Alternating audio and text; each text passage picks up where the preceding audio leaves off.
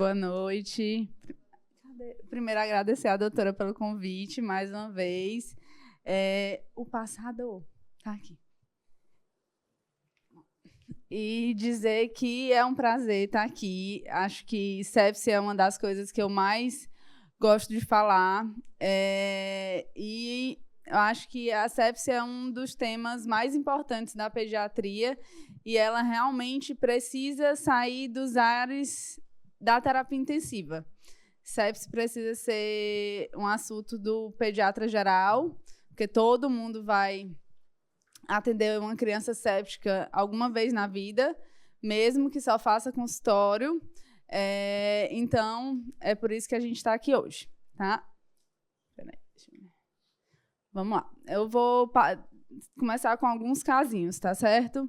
Então, uma criança de 12 anos, 40 quilos, Isda, deu entrada lá na reanimação do SEIB, às 16h37, com quadro clínico de tosse, coriza, que tinham se iniciado 2 dias antes, e foi prescrito, e lá onde ela estava, em outro atendimento, tinha sido prescrito amoxicilina, prednisolona e acetilcisteína. No dia 27, um dia antes da entrada no SEIB, ela apresentou febre, dispneia e procurou o atendimento lá em Ocara novamente, tendo chegado hipoxêmica, saturando 75% em ar ambiente, foi escalonado para ceftriaxone, feito uma dose de hidrocortisona, aerolim, e em seguida foi transferida para o SEIB.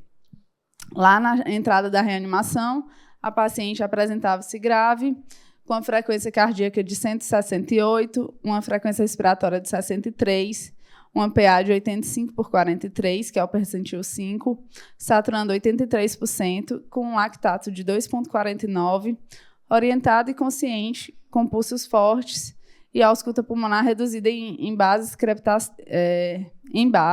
com crepitações bilaterais e discreta tiragem subcostal. Ela foi colocada numa VNI, aberta o protocolo sepse às 17 horas, foi realizada uma expansão volêmica às 17 horas também, prescrito ceftriaxone e oxa, que foram feitos às 18 horas, e metilpred. Às 19h30, então, 3 horas depois que ela tinha chegado, a paciente evoluiu com agitação, obnubilada, ainda estava hipoxêmica e foi optado pela intubação orotraqueal, que ocorreu sem intercorrências. Depois dela ter sido intubada, foram realizadas mais 3 expansões volêmicas, às 19h45, 8h45 e 21h10, discutido com a CCIH, porque no hemograma veio uma neutropenia grave e foi ampliado o esquema para tazocin e vanco, que a gente não achou a prescrição, e passado um acesso venoso central. Ela entrou na UTI 3 às 21h40, então, às 5 horas depois que ela tinha chegado na reanimação, com a frequência cardíaca de 145, ainda com PA no percentil 5, hipoxêmica, não tinha, o oxímetro não conseguia fazer a leitura, pela gaso, saturando 68%, um lactato de 6,7, hipotérmica, com as pupilas ainda fotorreagentes, os pulsos periféricos fracos e mal perfundidas. Foi ajustada a sedação, iniciada a adrenalina contínua de 0,1 às 22h30, ajustados os parâmetros de ventilação mecânica, e como a paciente manteve-se hipoxêmica, foi iniciado cisatracúrio e pronada, às 23h25. Saturação de antes era em 76%, após 90% de ser pronada. Às 4 da manhã, a paciente ainda apresentou nova hipotensão e queda de saturação, foi aumentada a adrenalina para 0,2, e às 6h20, a médica plantonista da UTI foi chamada, porque a enfermeira constatou que a paciente estava sem pulso, em parada. Foi despronada, iniciada a RCP, 2 ciclos e 2 doses de adrenalina, retornou momentaneamente à circulação espontânea.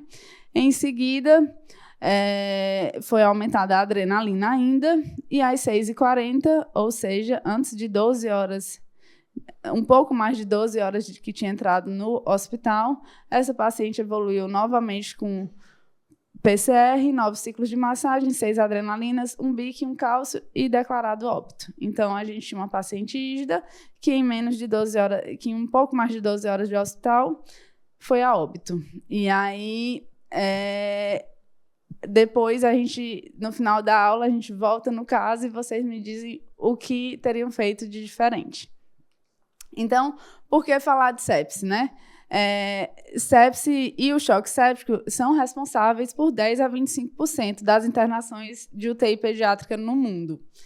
No Brasil, a gente tem pouquíssimos dados epidemiológicos, mas um dos poucos trabalhos que a gente tem viu-se uma incidência estimada aí de mais ou menos 75 casos a cada 100 mil habitantes, e uma mortalidade absurda de mais ou menos 8 mil casos por ano. Então, nada mata mais do que sepse. O Covid não chegou nem perto de matar o quanto a sepse mata, e é por isso que a gente precisa chamar a atenção para ela. Então, ao longo dos anos, sepse é uma coisa que se fala há pouco tempo, principalmente na pediatria. Os adultos já falam há muito mais tempo e hoje, nos últimos 10 anos, principalmente, que a gente tem falado mais, tá? Em 2002, foi que a gente começou a ter pelo menos definição, algum consenso de sepse na pediatria. Depois, só veio a definição do Goldstein, que é a que a gente ainda usa até hoje, em 2005, que a gente vai falar um pouquinho. Em 2007, a gente teve um outro consenso, né, que aí, por muito tempo, a gente usou dopamina por conta desse consenso. Entre um consenso e outro, foram 10 anos, que mostram o quanto nós ainda somos um tanto quanto atrasados, que foi em 2017, e só em 2020, que vai ser o foco da minha aula, a gente tem a primeira diretriz da campanha de sobrevivência à sepse na pediatria, que é o Surviving Sepsis, que nos adultos é desde 2002, eu acho. Então, vamos lá. As definições. As definições de sepse é um grande problema, porque o Surviving Sepsis, de 2020, ele não fala de definições. Porque, em 2020, eles já lançaram que outro grupo estava estudando as definições e que seria lançado, muito brevemente, as novas definições de sepsis, sendo que veio a pandemia. E, até hoje, ainda não lançaram as definições, que era para ter saído em 2020. A gente esperava que saísse esse ano, mas já estamos em setembro e ainda não saiu. Então, a gente ainda usa bastante as definições lá de 2005, do Goldstein, que separa realmente em sepse, sepse grave e choque séptico. E, para entender, por esses critérios, o que seria sepse, eu tenho que entender o que é SIRS, né? A síndrome da resposta inflamatória sistêmica, que ela pode acontecer no paciente séptico ou não. O paciente do trauma apresenta SIRS, o paciente no pós-operatório que não foi bem sucedido apresenta SIRS, mas para eu ter sepse, por esses critérios, eu tenho que ter ou uma temperatura alterada, né, ataque cardíaco na criança, a frequência respiratória aumentada e uma contagem de leucócitos ou aumentada ou diminuída com acima de 10% de bastões, né? Mais algum sinal de infecção, suspeita ou comprovada, tá? Isso seria sepse.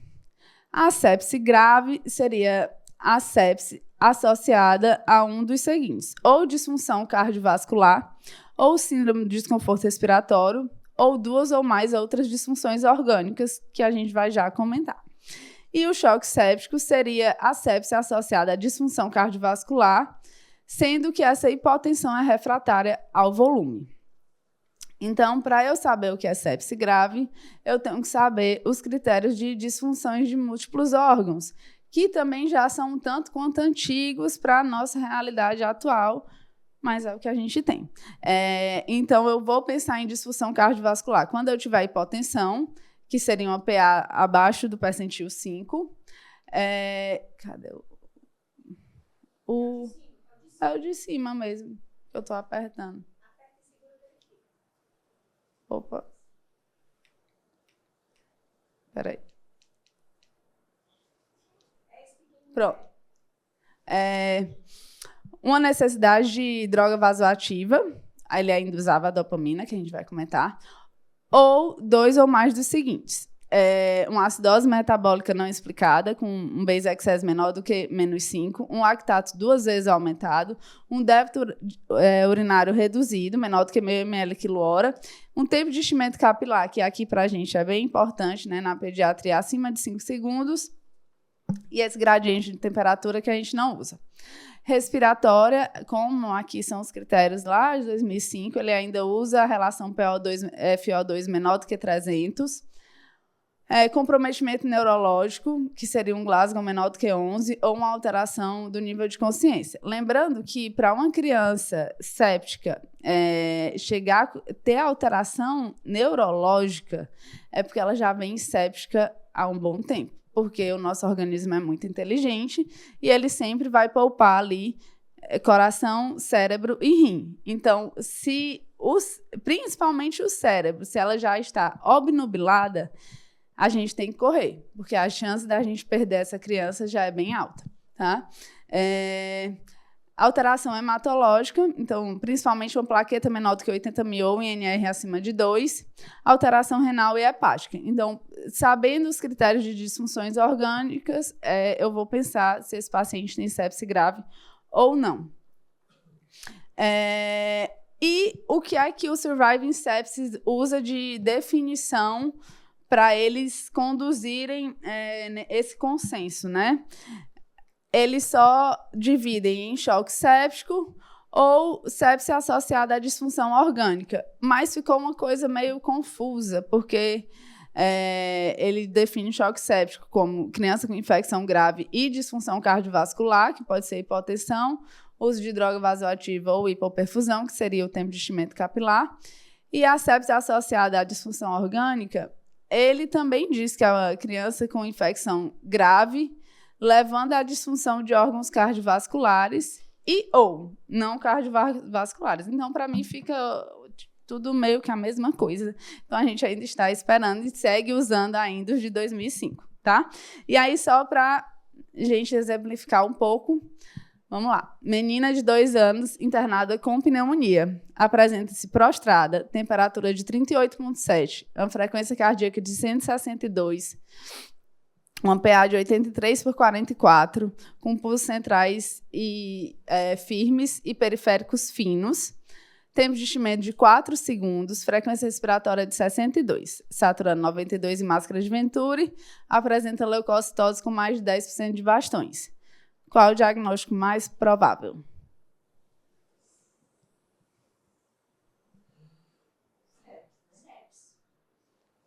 Quem acha que é sepse?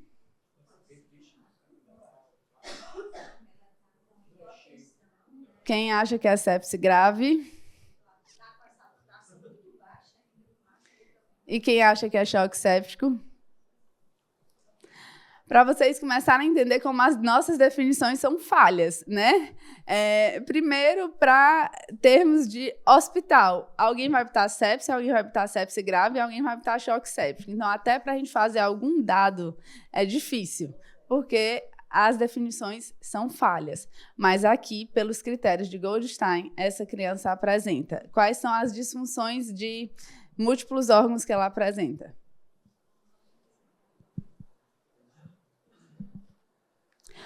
Ela está hipotensa, ela tem um tempo de enchimento capilar prolongado, tá? E pulsos finos. Então, ela já tem disfunção de múltiplos órgãos, tá? E uma frequência respiratória aumentada. Então, pelo menos ela tem CIRS, né? Mas eu tenho uma infecção presumida, bronquopneumonia. Então, pelo menos sepse ela tem. E ela tem, uma leucocitose também. Como ela está hipotensa, com um tempo de enchimento e pulso periférico fino, ela tem uma sepse grave. Vamos para o próximo. Escolar de 10 anos, internado na UTI no primeiro pós-operatório de artrodese de coluna. apresentam temperatura de 37,9, frequência cardíaca de 140, pulsos amplos, extremidades quentes e tempo de enchimento capilar menor do que 2 segundos. Uma PA de 110/50, com frequência respiratória de 28, um débito urinário de 1,5 ml/kg. O hemograma apresenta contagem de leucócitos de 5.800 células. Qual é o diagnóstico mais provável?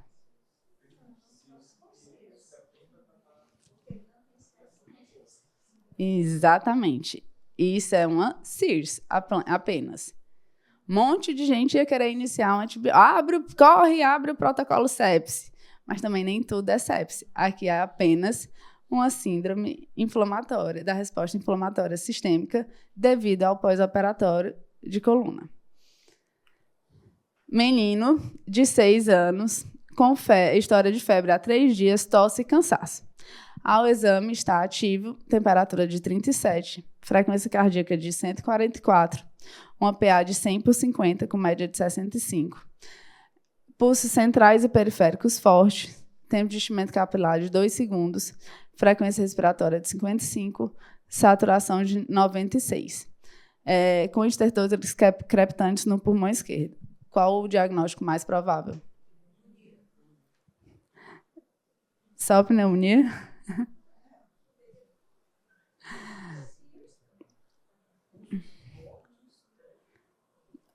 O que é sepse? O que é sepse, gente? SIRS mais infecção. Quais são lá? Vamos voltar aqui. Quais são os critérios de SIRS? Uma taquicardia, uma frequência respiratória aumentada ou a contagem de leucócitos.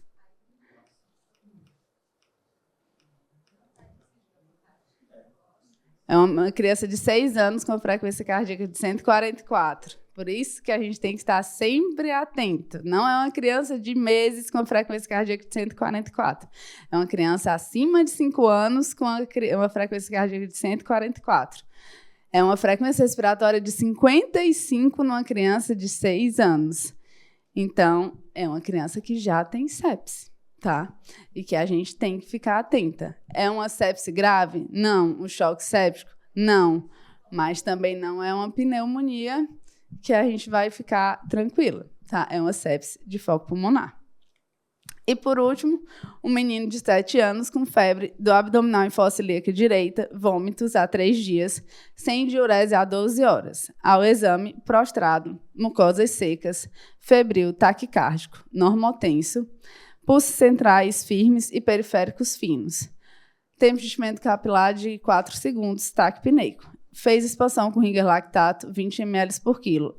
Depois de 3 expansões, apresenta frequência cardíaca de 166, PA de 80/47, tempo de enchimento capilar de 5 segundos, sem diurese. Qual o diagnóstico? Choque séptico. Ótimo. Bora lá. Então, reconhecer a sepse pode ser um problema, principalmente na pediatria, né? No adulto, às vezes é até mais fácil, né? Porque um adulto com 140, 150 de frequência cardíaca, já fica todo mundo assustado. Mas a gente, como é uma faixa etária enorme, a gente tem que estar sempre atento às tabelas de taquicardia, de hipotensão, de frequência respiratória, para pensar em sepse realmente. Então, o que o guideline foca muito é que a gente trabalhe nesses pacotes. O pacote do reconhecimento, que seria uma ferramenta de triagem, tá?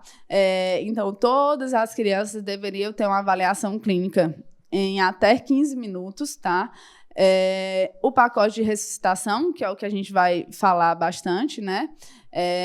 E a avaliação da performance, que não adianta, que é o nosso calo hoje no SEIB, né? Não adianta a gente ter o protocolo sepsis se depois a gente não avalia os protocolos sepsis para saber onde que a gente pode melhorar, tá? Então, a gente só vai melhorar mortalidade em sepsis se a gente conseguir fazer os 3 pacotes. Aqui é o formulário de abertura de protocolo sepsis, né? O que é que ele vê? Que qualquer pessoa pode abrir, né? Suspeitar, seja um enfermeiro, fisioterapeuta, um médico, residente, um interno, que ele, como para a gente é muito variável, a gente já deixa aí as frequências cardíacas de cada idade, tá certo?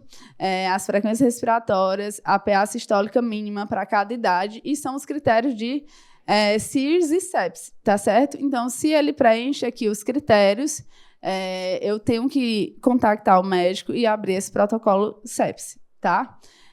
E aí muita gente critica, mas também abre protocolo sepse para todo mundo e faz antibiótico para todo mundo, a gente vai gerar uma resistência antibiótica super alta, será que isso vale a pena?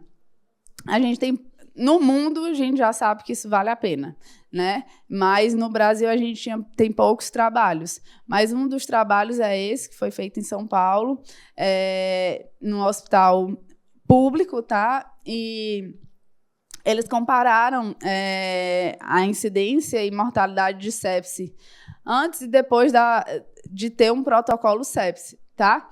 Então, só para sumarizar, antes de ter o protocolo sepse, eu tinha uma mediana de internação de mais ou menos 11 dias e depois que teve o protocolo sepse, de 3 dias. Só por isso já valeria a pena para o hospital e para as crianças, né? Mas eu tive também menos disfunções orgânicas e menor possibilidade de desenvolver choque séptico. E depois da implementação do protocolo, a mortalidade caiu de 15% para 2,7%. Então, não tem como não justificar esse uso de antibiótico, essa abertura desse protocolo, porque não tem problema abrir e fazer a primeira dose do protocolo. Depois viu que não é sepse, suspende. A gente tem que ter coragem e realmente suspender o antibiótico se realmente não for sepse. Mas a gente vai salvar muita criança. E a gente tem que ficar atento a algumas crianças que têm um risco mais elevado, né? Então, os bebês, né? Então, de um modo geral, menor do que 1 ano, e principalmente os recém-nascidos, tá? As doenças oncológicas e qualquer coisa que diminua realmente aquela imunidade, asplenia, o transplante de medula, a presença de um catéter venoso central, porque eu aumento muito a chance de patógenos gram-positivo, tá? E os imunodeficientes, tá certo? Esses aqui, eu sempre tenho que pensar, apareceu só com a pneumonia ou infecção de urina, eu tenho que procurar por sepse nesses pacientes. Então, o que é que o guideline orienta? Eles sugerem a implementação de uma triagem sistemática. Não foi possível recomendar sobre os níveis de lactato, eu vou já comentar um pouco mais sobre isso. Recomendam a implementação de um protocolo e recomendam a obtenção de hemocultura antes de iniciar o antibiótico, tá? Então, não esquecer aí de pedir hemocultura, que vai nos ajudar muito na frente. Falando um pouquinho de monitorização, então, uma das grandes coisas que mudanças, né, que o guideline traz é que, por muito tempo, no pause, inclusive, a gente diferenciava choque frio de choque quente, né? Usava essa nomenclatura para guiar todo o nosso raciocínio, digamos assim. O que seria o choque frio? Seria aquele choque hipodinâmico. Então, que na teoria eu tenho um baixo débito cardíaco, ou seja, eu tenho um problema de bomba, de coração. Então, pela sepse, pelo mecanismo de sepse, essa criança teria uma disfunção cardíaca, gerando um débito cardíaco baixo e um aumento da resistência vascular sistêmica. Isso se apresentaria como que a criança se apresentaria? Com a pele fria e marmórea, com pulsos finos e um tempo de enchimento capilar acima de 2 segundos. Já o choque quente seria o choque hiperdinâmico, em que o meu débito cardíaco é normal, então não tem um problema de bomba, o coração está batendo bem, e eu tenho uma baixa resistência vascular sistêmica, eu tenho uma distribuição inadequada. E como que a criança deveria se apresentar? Com as extremidades quentes, avermelhadas, ou seja, vasodilatado, com os pulsos cheios e amplos, e uma perfusão periférica rápida. O que é que acontece? Com o advento aí das novas monitorizações, principalmente do eco, a beira-leito e da pressão invasiva, o que a gente via é que muitas vezes o eco era a criança se apresentava com esses sinais clínicos, mas o eco era normal. E muitas vezes a criança se apresentava com esses sinais clínicos e o eco era alterado, demonstrava um débito cardíaco diminuído. Por quê? Porque a criança muda a extremidade com qualquer coisa, gente. Tá mais quente, tá com febre, vai sempre estar o tempo de enchimento capilar em flush. Tá gelado, se tiver dentro da UTI, que é sempre gelada, ela vai estar sempre com um tempo de enchimento capilar de 4 segundos. Então, não é que não é mais para usar isso aqui. Apenas não é para a gente se guiar toda a nossa terapêutica, como a gente antes usava, choque frio, eu preciso de adrenalina, sempre vou botar adrenalina. Choque quente, eu sempre vou botar noradrenalina. Não se guiar nas nossas terapêuticas só por esses dados clínicos. Não é para deixar de usar, como os adultos deixaram, os adultos muitas vezes nem examinam mais os pacientes, só quer saber do eco e do resto, mas não é para usar só isso, tá certo? Então, o que eles sugerem é não utilizar os sinais clínicos à beira-leito isoladamente para categorizar o choque séptico. O que a gente deveria usar é uma monitorização multimodal, né? Então, ter pelo menos uma PA fidedigna, que ela vem de uma pressão invasiva realmente, o eco à beira-leito, né? Eu não estou falando como a Mica estava falando, não é o eco do cardiologista. Facilmente, com pouco treinamento, a gente consegue fazer ultrassons à beira-leito para ver veia cava, ver sinais de tanto fazer, você só de olhar a imagem, você sabe se o coração está batendo mais ou menos, ou muito mal, ou está batendo normal, sem nem fazer as continhas lá para ver fração de ejeção e tudo mais. Só de olhar, depois de muito fazer, você vai entendendo.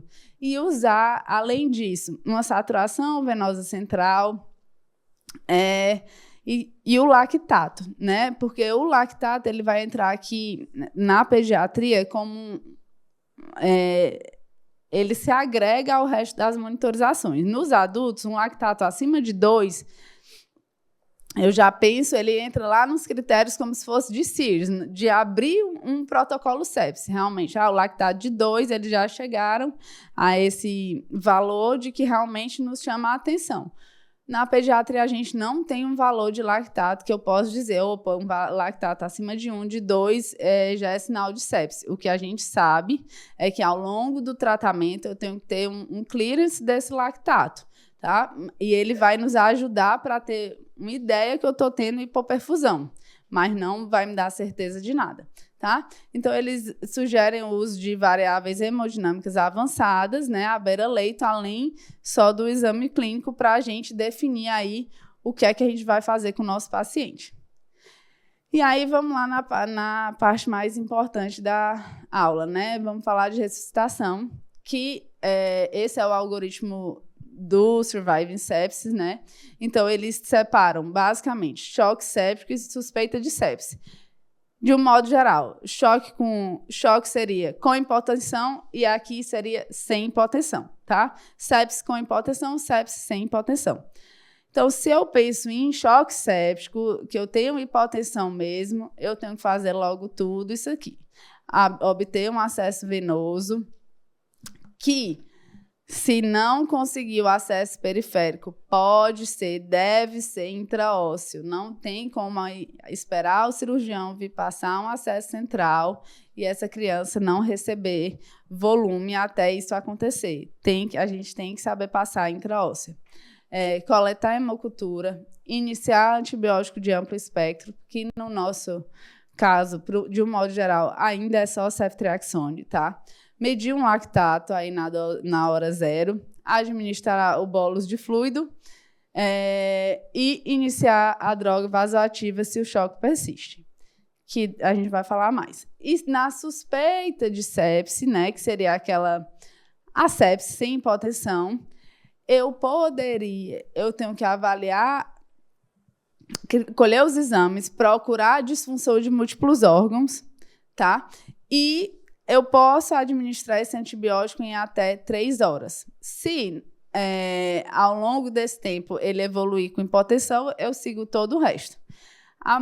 Foi muito criticado, tá? Mas o Surviving é um grupo aí eu acho que são 80 pesquisadores, em que mais de 3/4 é de país europeu ou norte-americano. Ou seja, onde as coisas funcionam, né? Onde o antibiótico que é para ser dado em 1 hora, realmente é em 1 hora, o de 3 horas é realmente em 3 horas. A nossa realidade aqui é que o paciente chocado, a gente não consegue dar em 1 hora na grande maioria dos serviços de países subdesenvolvidos. Então, se eu amplio esse tempo para 3 horas, esse de 3 horas vai ser dado em 24 horas, né? E aí, então, nós, América Latina, depois o ILAS, que é, enfim, a Sociedade Latino-Americana, não tem seguido isso aqui, e a gente segue para qualquer sepse com 1 hora de antibiótico, com hipotensão ou sem hipotensão. Suspeitei de sepse, eu tenho até 1 hora para fazer o antibiótico, tá? E aí, a outra mudança, que seria em relação a quanto eu vou dar de volume, né? Então, eu separo os pacientes em serviços. O seu serviço tem retaguarda de UTI ou não. Agora, isso faz diferença. Então, onde que eu estou? Eu estou na UPA ou eu estou no Alberto Sabin, Valdemar, Sopai, que tem UTI, tá? Se eu estiver em hospitais que tenha retaguarda de UTI, eu vou seguir mais ou menos o que a gente já sabia. Eu vou administrar de 10 a 20 ml por quilo até 60 ml por quilo, tá? Só que a cada eu faço 10 ou 20, reavalio esse paciente, pelo menos clinicamente, né? O ideal era com ultrassom também, mas vejo, meu fígado não rebaixou, minha ausculta pulmonar segue limpa, não está crepitando mais do que estava, o paciente não está clinicamente edemaciado e ainda está hipotenso, eu posso fazer mais 10 a 20. Fiz mais 10 a 20. De novo, nada disso aconteceu, eu posso fazer a terceira expansão. Se em algum momento eu vi que o meu paciente rebaixou o fígado, ou está crepitando, ou está clinicamente edemaciado, ou se eu tiver ultrassom, como a Mica estava falando, se minha veia cava já está cheia lá, eu paro essas expansões, mesmo se só tiver recebido uma, tá? E lembrando que expansão é expansão, não é soro botar para correr em 1 hora, né? Em até, no máximo, 20 minutos, tá? Agora, se eu estiver na UPA, aí é a grande mudança. Eu tenho que ver se eu tenho sepse com hipotensão ou sem hipotensão. Se eu tiver sepse, aquele menino lá que a gente viu no caso clínico, que ele não tinha hipotensão, eu não vou fazer expansão para este menino. Eu vou botar o soro de manutenção, fazer o antibiótico, colher os exames e ver como ele vai ficar. E se mesmo assim, se depois ele evoluir com sinais de hipoperfusão, eu já pensaria em droga aqui. Sinais de hipoperfusão que eu estou dizendo o débito urinário reduzido ou o tempo de enchimento capilar prolongado, eu já iniciaria drogas sem fazer expansão. Que eu vou já dizer de onde é que eles tiraram isso. Se eu tiver hipotensão, aí eu posso fazer até 40 ml por quilo. Então, é menos do que se eu tiver na UTI, que eu posso fazer até 60 ml por quilo, tá? Por quê, né? Da onde é que eles tiraram isso? Então, a maioria dessa recomendação vem de um estudo só, que é um estudo africano, publicado já há muito tempo, em 2011, mas um estudo muito grande, com 3.000 crianças, tá certo? Que eles um estudo de pronto-socorro, tá? Eles não tinham acesso a intensivistas e não tinham UTI. E eles separaram em 3 grupos. 1.000 crianças receberam soro fisiológico, 1.000 crianças receberam soro albuminado e 1.000 crianças não receberam nada. E aí o que eles encontraram é que quem não recebeu nada morreu menos. Morreu menos tanto nas primeiras 48 horas, como morreu menos nas primeiras 4 semanas. Por quê, né? Tem muitos vieses, como todo estudo, mas é um estudo muito grande, que foi duplo cego, randomizado, prospectivo, então um estudo muito bem desenhado também, que a gente não pode não segui-lo. O grande problema do estudo é que África é terra da malária. Então, eram crianças com hemoglobina de 4, de 5, de 6, que a gente já sabe lá do trauma, como a Mica falou, que essas crianças também não podem receber muito volume. Então, tem esse viés. Mas, por conta disso e por conta de outros estudos que a gente vai comentar um pouco mais, que o balanço hídrico positivo trazem muitos malefícios. Na UPA, que eu não tenho acesso a intensivistas que vão conseguir ressuscitar esse paciente, que seria o quê? Literalmente, ou furosemida, ou diálise, tirar aquele fluido em excesso que eu dei, é melhor a gente segurar a mão e não expandir tanto. Então, a grande mudança do protocolo vem em relação às expansões. Se eu estou na UPA e tem um paciente séptico que não está hipotenso, eu posso segurar. Mas eu quero fazer só um pouquinho. Pois faça só 10 ml por quilo. Vá fazendo pouco, tá certo? E nunca passe realmente ali dos 40 ml por quilo. Eu estou falando de sepse, não estou falando de diarreia, não estou falando de trauma, tá? Para os casos de sepse, realmente. E como eu vinha falando, o porquê disso tudo, né? Então, ao longo aí dos 20 anos, a gente vem em 4 grandes mudanças de fluidoterapia, né? Então, a gente tem que prevenir esse balanço hídrico positivo, que, na verdade, está matando mais do que a própria sepse. A contraindicação no uso dos colóides sintéticos, que a gente usou por pouco tempo. Na restrição do uso de soluções ricas em cloreto, como a doutora Franciele já estava falando, e na controvérsia do uso de albumina. Então, bora lá. Então, fluidoterapia. Então, além do que eu falei, o que os estudos mostram é que daquele soro que eu dou, só 40% a 50% dos pacientes com choque séptico apresentam uma melhora do débito cardíaco depois de receber o soro. Então, eu estou dando o soro porque, na teoria, eu quero aumentar o meu volume intravascular para chegar mais volume dentro do coração e eu melhorar meu débito cardíaco.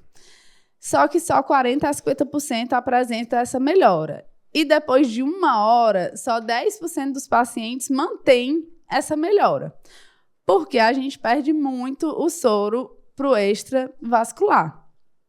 E essa infusão rápida do volume, ela piora a lesão endotelial do glicocálix, que já acontece na sepse, levando a um aumento dessa permeabilidade capilar. Então, a gente não sabe qual paciente vai ser volume responsivo, né? Eu tenho, em toda sepse, querendo ou não, eu tenho um pouco de hipovolemia e alguns pacientes vão ser fluido responsivos. Outros pacientes, com pouco volume, com 10 ml por quilo, ele já vai apresentar os sinais de excesso de volume, que vai ser isso, né? O fígado rebaixou, crepitou tudo, que esse paciente mostra que não é fluido responsivo. E tem um paciente do limbo, né? Que ele é o que a gente chama do intolerante ao fluido, que ele pode ser intolerante ao fluido por ter uma congestão venosa, ou seja, seria um paciente que recebeu algumas expansões, está entubado e depois de uma expansão, depois da segunda expansão, ele apresenta pior ali no ventilador, desatura mais, começa a desaturar, a complacência, no ventilador fica ruim, no ultrassom a gente vê um monte de linha B. Ele é intolerante ao fluido por congestão venosa. E tem o paciente que ficou intolerante ao fluido por causa de uma permeabilidade vascular ainda mais aumentada. Que seria quem? É o nosso paciente com dengue. O nosso paciente com dengue, ele precisaria de receber mais volume, mas o pulmão dele já não aguenta mais. Então, a gente chega, que é o nosso pior caso, porque eu preciso dar volume, mas o paciente edemaciou porque tem uma permeabilidade vascular enorme. Então, esse aqui é que a gente fica muito sem ter o que fazer, né? Eu vou dar a droga, mas ele precisa de mais volume. Aí aqui, às vezes, ainda entra a albumina, o sangue, mas dá o volume a mais, eu também vou matar mais esse paciente, porque o pulmão dele não vai aguentar, tá? E quando eu dou muito volume, o meu paciente vira o bonequinho de Michelin. Então, altera todos os órgãos o balanço hídrico positivo. Então, intensivista é um ser que gosta de conta, né? Sai somando tudo ali para não dar hoje muito volume. Quando eu falo de muito volume, eu estou falando também do soro de manutenção. Então, a gente não usa mais Holiday, já há muitos anos. A oferta hídrica de 100 no soro. A oferta hídrica total do paciente, eu somando o antibiótico, o soro de manutenção, a droga vasoativa, e seja lá mais o que esse paciente está usando, tem que girar em torno de 80. Isso quer dizer que o meu soro vai ter 50, 60, nunca 100, porque eu gero esse paciente. E isso aqui, muitas vezes, vai matar mais do que o que iniciou o quadro, tá? Porque eu altero tudo. Eu altero na parte respiratória. Eu tenho mais edema pulmonar, muitos derrames pleurais são só de extravasamento capilar e que eu vou dando mais volume e aí vai gerando o meu derrame pleural. Eu tenho congestão hepática. Na parte gastrointestinal também é muito piorada. E lembrando, quanto mais volume aqui, eu aumento minha pressão intraabdominal e eu pioro o meu retorno venoso. E então, eu vou piorar a minha pressão, porque estou dificultando o sangue a voltar para o coração, tá? O sistema renal também, a gente muitas vezes faz volume achando que ele vai urinar mais. Mas muitas vezes eu só prejudico mais esse rim. E edemacia tudo, inclusive o sistema nervoso central. Então, a gente já tem, sério, muito estudo mostrando que o balanço hídrico positivo, já nos primeiros dias, aumenta a mortalidade, mesmo no terceiro dia de vida, tá? Ou no terceiro dia de UTI, só de ter esse balanço hídrico positivo, a gente tem uma mortalidade aumentada. E aí, falando um pouquinho das famosas soluções balanceadas, né? Então, o que é solução balanceada? Então, é uma solução intravenosa com a composição eletrolítica mais semelhante à composição plasmática, porque o soro fisiológico, de fisiológico, ele não tem nada, que vocês vão já ver aqui. Então, a gente deveria ter uma solução perfeita em que afetasse minimamente o equilíbrio ácido básico do sangue, que tivesse menos cloro. E todas essas soluções balanceadas possuem ânions, tá? Ou acetato, ou lactato, ou gluconato, que são precursores do bicarbonato. A gente não consegue botar bicarbonato dentro da solução, tá? A gente precisa colocar outros tipos de ânions, tá? E aí, por que o soro fisiológico não tem nada de fisiológico, a solução salina? Porque no plasma a gente tem tudo isso aqui, sódio, cloro, potássio, magnésio, uma osmolaridade. E soro fisiológico só tem sódio e cloro. Então, eu tenho principalmente muito cloro. Então, no plasma, o nosso cloro é em torno de 100. E no soro fisiológico, eu tenho 154 max de cloro. Então, eu tenho uma quantidade de cloro muito acima. E o cloro é o vilão da vez, é o eletrólito que é o vilão da vez que a gente anda descobrindo. As soluções que eu chamo de balanceada, as que existem hoje, é o Plasma Light, a solução de Rashman e o Ringer Lactato. ela tem esses outros componentes.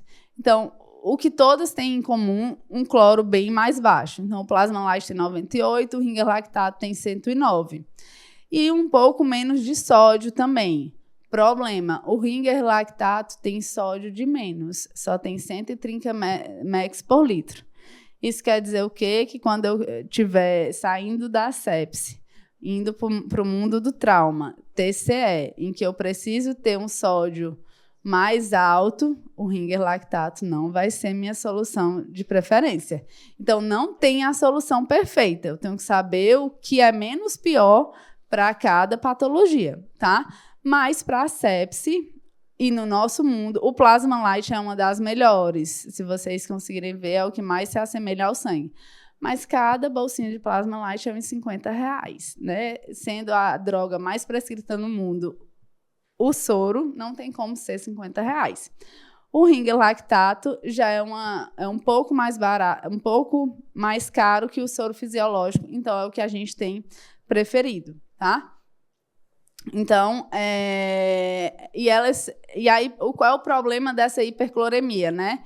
Então, ela gera uma acidose metabólica. Então, eu tenho lá meu paciente séptico, que tem um BIC baixo, eu dou soro fisiológico, como ela aumenta a hipercloremia, eu mantenho essa acidose. E aí, eu faço o quê? Dou mais soro para tentar corrigir essa acidose, só que o soro fisiológico piora a cloremia e eu vou nesse ciclo aí atrás, tá?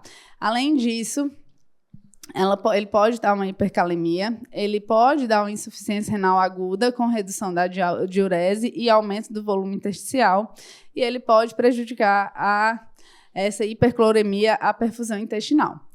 Por conta disso, eles sugerem o uso de soluções cristalóides balanceadas em vez da solução salina. Então, hoje, para a sepse, ainda bem que o Ringer Lactato já está em quase todos os serviços, a gente vai preferir essas expansões com o Ringer Lactato, tá? A albumina é a eterna controvérsia, tá? Não tem nenhum estudo que diga assim, se eu der albumina, pelo contrário, né? O estudo lá de 2011 também tinha soro albuminado e morreu mais gente. Mas, na teoria, eu estaria dando um componente que eu vou aumentar a minha pressão oncótica para trazer mais água para o intracelular, para o vaso, né? Intravascular. Mas, se eu injetar albumina na gente, que está todo mundo saudável aqui, ela já não fica grande parte dentro do vaso. Ainda tem extravasamento de uma boa parte. No paciente séptico, mais ainda. Então, a gente ainda não conseguiu provar que eu vou melhorar esse retorno venoso, eu vou puxar, se eu der o soro albuminado. Então, no tempo zero, ali, para expandir, não vale a pena fazer com albumina, porque é extremamente caro, também é em torno de R$50 a R$100 cada frasquinho e não muda em nada. É diferente de quando a nefro entra mais para frente, tá? Para eu tentar não ir para a diálise. Aqui eu estou falando do tempo zero da sepse, tá? E, para terminar, as drogas vasoativas, né? Então, só para relembrar, eu tenho alguns grupos de drogas, né? Os vasopressores, os inotrópicos e os vasodilatadores. As 3 classes eu posso usar no choque séptico, a depender de como esse paciente se apresenta. Para entender droga vasoativa, eu tenho que voltar lá para a fisiologia e saber onde cada droga age. Não tem como a gente estar prescrevendo sem entender minimamente de fisiologia. Então, quando eu falo de vasopressores, eu estou falando de drogas que vão agir em receptores alfa, que vão gerar o quê? Vasoconstrição. Quando eu estou falando de inotrópicos, eu estou falando de receptores beta-1, que vão gerar inotropismo e cronotropismo, ou seja, vão melhorar minha frequência cardíaca e vão melhorar minha contratilidade cardíaca. Quando eu estou falando de vasodilatadores, eu estou falando de receptores beta-2, que podem fazer vasodilatação periférica ou broncodilatação. E aí eu tenho 1 milhão de drogas e posso prescrever qualquer coisa, literalmente, né? Mas quais são as drogas mais usadas ou que eram mais usadas, né? Então, a gente sempre usou aqui entre dopamina, adrenalina e noradrenalina. Acho que quem fez residência há menos tempo, tirando os neonatologistas, nem prescreveu mais dopamina, né? Eu ainda prescrevi um bocado de dopamina. Mas o que é que elas agem, né? Elas agem tanto em receptor beta quanto em receptor alfa. Só que aqui, esse gráfico é ótimo. A nora, ela vai agir muito mais em receptor alfa, ou seja, no vaso, fazendo vasoconstrição, do que a dopamina, por exemplo. E do que muito mais já a dobuta. A dobuta age muito mais em receptor beta, melhorando contratilidade e frequência cardíaca do que a nora, tá? E aí, dependendo, como todas agem em todo canto, muitas vezes, dependendo da dose, eu vou ter o efeito que eu quero. Por exemplo, a droga mais usada, né, na pediatria, a adrenalina. Se eu tiver uma dose baixa, o que seria dose baixa para nós, pediatras, de adrenalina? De 0,05 a 0,3 micrograma quilo minuto. Eu estou considerando uma dose baixa. Eu estou usando se eu precisar melhorar minha bomba cardíaca, meu coração. Então, ela tem mais efeito beta quando eu uso numa dose baixa. Quando eu uso uma adrenalina numa dose mais alta, ou acima de 0,3, ela vai ter mais efeito alfa. Então, ela vai agir mais no vaso, fazendo vasoconstrição. Ela sempre vai ter ação nos dois receptores, mas dependendo da dose, eu tomo mais de um ou mais de outro, tá? Então, quando iniciar a droga vasoativa? Bom, o que a gente sabe hoje é que ela deve ser iniciada após 40 a 60 ml por quilo, dependendo de onde você esteja, se é na UPA ou no SEIB. Se o paciente continuar manifestando evidências de perfusão anormal. Eu posso iniciar antes? Pode, se esse paciente se mostrar intolerante aos fluidos, na primeira expansão já crepitou tudo, baixou o fígado, eu já vou iniciar a droga vasoativa, tá? Hoje o que a gente sabe é que quanto mais cedo a gente iniciar, provavelmente menor a mortalidade, tá? Posso usar o acesso periférico para iniciar a droga? Sim, pode e deve usar, ou periférico ou intraóssea. De novo, não precisa esperar o acesso central. A única ressalva que a gente dá é que essa droga tem que ser diluída. Então, não sei se vocês costumam prescrever droga, geralmente, mas a gente, num acesso periférico, a gente não vai botar altas concentrações, nem de adrenalina, nem de noradrenalina. Ou seja, eu vou fazer aquele soro diluído. Então, se eu quero prescrever 0,1 micrograma quilo minuto de adrenalina, eu vou diluir isso para que isso corra a 4 ml hora. Dentro da UTI, a gente dilui geralmente o quê? 1 ml hora é igual a 0,1 micrograma quilo minuto, ou seja, bem concentradinho. Mas no acesso periférico não dá, pelo risco de extravasamento realmente. Então, eu tenho que cuidar do braço do paciente, literalmente, até eu conseguir o acesso central, tá? Tirando essa ressalva, pode usar à vontade esse acesso periférico. Qual a melhor droga para o choque séptico na pediatria? Então, é a outra mudança do consenso, né? Por muito tempo foi a dopamina. Até 2017, a gente achava que era a dopamina. No consenso de 2017, era a adrenalina. E no consenso de 2020, você pode iniciar tanto a adrena quanto nora.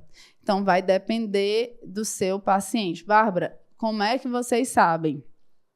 Então, não é para usar só choque frio, choque quente, mas se eu estou pensando, eu tenho que saber pelo menos para onde é que eu estou indo. Se eu estou pensando que o meu paciente tem disfunção cardíaca, e por que o paciente séptico tem disfunção cardíaca?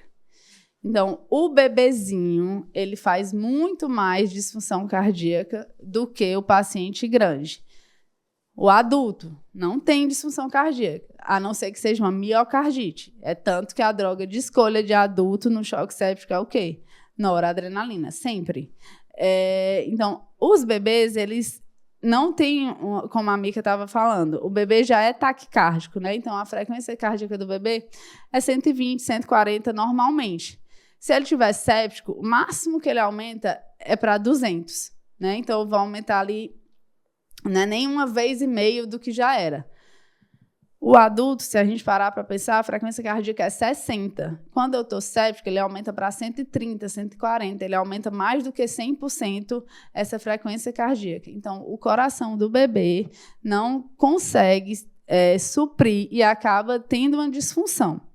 Então, de um modo geral, os bebês muitas vezes precisam desse inotropismo. E a criança que vai ficando mais velhinha, criança ali de 4, 5 anos, normalmente esse coração a gente não vê mais disfunção e a noradrenalina, e a gente vê como mais no choque do adulto, uma vasoplegia, uma diminuição da resistência periférica realmente. Então, outras dicas, se eu tenho uma PA muito divergente, né? Então, uma PA de 9/2, normalmente é vasoplegia. Eu também vou dar uma preferência ali à noradrenalina. Além das questões de tempo de enchimento capilar, como a gente já usava antes, tá? Então, a DOPA parou de ser usada por esses 2 estudos, tá? Um é um estudo brasileiro, inclusive, que comparou a DOPA com a adrenalina, tá? E viu realmente uma resolução do choque melhor na primeira hora com o uso da adrenalina e uma menor disfunção de órgãos, tá certo? E hoje em dia já tem... Estão tentando ver até, por exemplo, eu uso adrenalina ou eu usaria noradrenalina com dobutamina? Quem resolve melhor? Então, o que a gente fala é, primeiro, tenha mão das drogas. Segundo, tem que estar do lado do paciente. Não é para, eu prescrevi a adrenalina e só vou ver o paciente dali 2 horas. Não, prescrever uma adrenalina e no máximo 30 minutos eu tenho que ter uma resposta. Se o paciente estava taquicárdico, eu prescrevi a adrenalina, ele melhorou a taquicardia, minha pressão melhorou e ele está melhor, ele provavelmente estava precisando da adrenalina. Mas eu prescrevi a adrenalina, eu continuei hipotenso. A minha frequência cardíaca só aumentou mais, porque o efeito colateral da adrenalina é da taquicardia. Então, provavelmente esse paciente não precisava. Aí eu vou e aumento mais a adrenalina. Aí ele fica mais taquicárdico e a pressão ali melhorou e melhorou muito pouco. Então, será que não é melhor eu já entrar com a nora e ver se esse paciente não responde? E aí consigo até diminuir a adrenalina? E o mesmo serve para outra droga. Se eu tiver iniciado com a nora e nada melhorou. Tá? Então, não existe... Você pode entrar com as duas, contanto... Ou com qualquer uma das duas, contanto que você reexamine o seu paciente. E essa é a grande ênfase que todo mundo dá. Não dá para prescrever as coisas, seja o volume... só abrir o protocolo sepsis, né? Que é aquela primeira linha é o quê? Fazer o volume, o antibiótico e pronto. E dali 3 horas depois que eu vou rever o paciente. Não, eu tenho que ficar revendo esse paciente a cada 20, 30 minutos até ele se estabilizar. A vasopressina, ela também é comentada, né? Então, é uma droga que ele é um hormônio antidiurético, tá? E ele vai agir completamente diferente dos outros que a gente estava falando só em receptor alfa e beta, né? Aqui eles agem nos receptores V1A, V1B e V2, tá?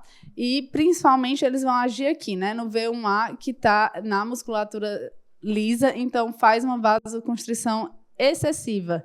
E também no rim, que ele vai reabsorver mais água. Então, ele reabsorve mais água na teoria, né? E aí também melhoraria esse retorno venoso, além da vasoconstrição. Vaso é uma coisa que a gente diz, só prescreva se você tiver noção de prescrever, porque os efeitos colaterais da vasoconstrição são bem maiores do que da noradrenalina.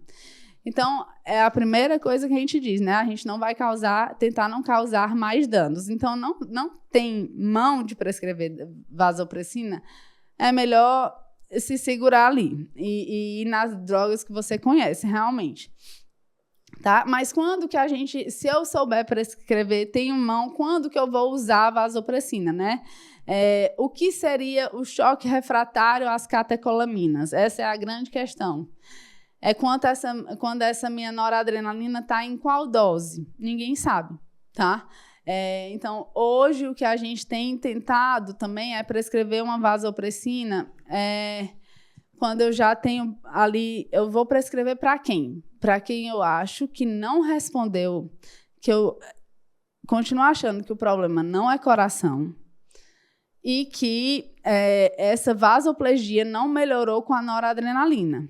Há uns 4, 5 anos, a gente só prescrevia a vaso depois que a adrenalina já estava na dose altíssima, de 1 micrograma, 2 microgramas quilo minuto. E aí, nada mais vai servir, esse paciente vai morrer. Então, a gente tende a prescrever hoje quando a nora está ali já 0,4, 0,5, que é uma dose alta de noradrenalina, mas não estratosférica, tá? Então, eu tento prescrever para tentar poupar um pouco essas catecolaminas, porque ela vai agir em mecanismo completamente diferente, tá? E ela tem um efeito preservado em hipoxemia e acidemia, porque ela não age em receptor no coração, tá? Mas tem efeitos colaterais bem importantes. E, para terminar, os corticoides, né, no choque séptico. Então, é uma grande discussão se serve, se é para fazer, se não é. Então, o corticoide ele é produzido continuamente, né, no córtex da adrenal em resposta ao ACTH e é liberado de forma pulsátil, sendo que na sepse a gente perde toda essa regulação do corticoide. Então, a gente teria... Para que eu daria o corticoide? Na teoria, eles vão reduzir a inflamação ao ativar os receptores. Principalmente o que eu quero, essa ação mineral corticoide, ou seja, ele vai reter sódio e água, aumentando esse influxo de líquido para dentro do vaso, melhorando o meu retorno venoso. Então, o que eu quero é um corticoide que tenha mais ação mineral para o corticoide. Então, isso quer dizer o quê? Que eu vou tentar usar mais hidrocortisona do que metilpred e dexametasona. Então, isso aqui é o único consenso que a gente tem sobre corticoides. Se é para usar corticoide na sepse, é hidrocortisona, porque eles têm a metilpred e a dex, elas apresentam mais complicações, e como eles têm um menor efeito mineral corticoide, ela tem uma menor probabilidade de reversão do choque, tá?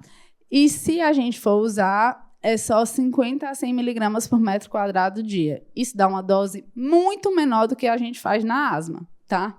Então, não é 20 miligramas por quilo que a gente faz na asma. Esses 50 a 100 miligramas por metro quadrado dá mais ou menos 5 miligramas por quilo. Então, qual é o problema também, né? Por que eu não dou para todo mundo corticoide se ele esses balacobaco todo, melhora tudo, né? Porque os efeitos colaterais dele também são importantes, principalmente em fraqueza muscular, que é o nosso grande problema na UTI, para a gente conseguir extubar essas crianças. Eu quero que as crianças sobrevivam e vivam, né? E não virem moradores do hospital. E um dos grandes problemas é a fraqueza muscular que o corticoide gera. E querendo ou não, eu estou dando algo que é anti-inflamatório. Eu estou parando aquela resposta exacerbada da sepse, aquela inflamação com o corticoide. Isso, para o paciente que vira crônico de mais de 15 dias, ele pode ter uma dificuldade dessa recuperação global, porque eu suprimi o meu eixo de corticoide do paciente, tá? Então, eles sugerem que a hidrocortisona intravenosa pode ser utilizada ou não, se a adequada ressuscitação com fluidos e terapia vasopressora não forem capazes de restaurar. Então, eu utilizaria... Com quanto de droga eu entro com corticoide? Não tem essa resposta, tá? Já é com qual dose? Já é quando eu estou com noradrenalina? Não nos responderam isso. Mas, se você já está com a droga em dose mais alta, tipo adrenalina de 0,3, nora de 0,3, ou com as duas drogas, eu estaria autorizada a fazer a hidrocortisona, tá? Por último, aqui é o guidelinezinho, né, que é para vocês baterem fotos. Então, ele, só recapitulando, né, se eu tenho UTI, eu posso fazer até 60 ml por quilo. Se eu estou na UPA, sem hipotensão, eu não vou fazer bolos. Com hipotensão, eu vou fazer até 40 ml por quilo. Eu vou começar o antibiótico. Se não respondeu, eu vou iniciar as drogas que podem ser adrenalina ou noradrenalina. E se nada melhorar, eu vou pensar na hidrocortisona. É isso, gente.